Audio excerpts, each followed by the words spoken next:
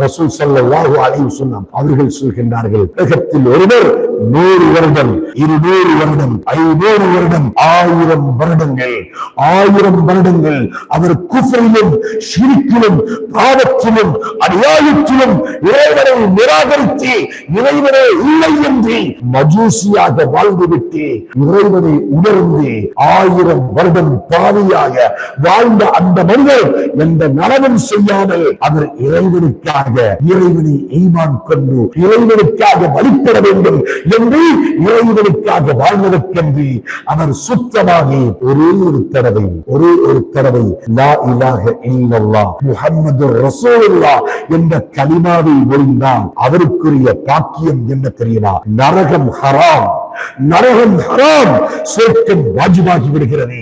1000 வருடமாக அவருக்கு அல்லாஹ் சொர்க்கத்தை ஹராமாக்கி வைத்திருந்தார். அவர் சொர்க்கம் செல்ல முடியாது.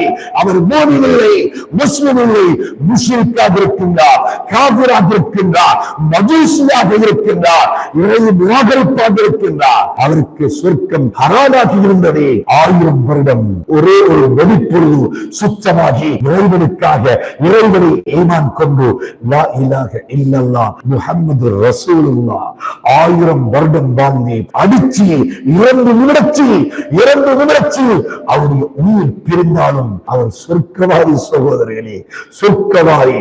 இப்பொழுது பாருங்கள் நாவுடைய சக்தி என்னவாக இருக்கும்.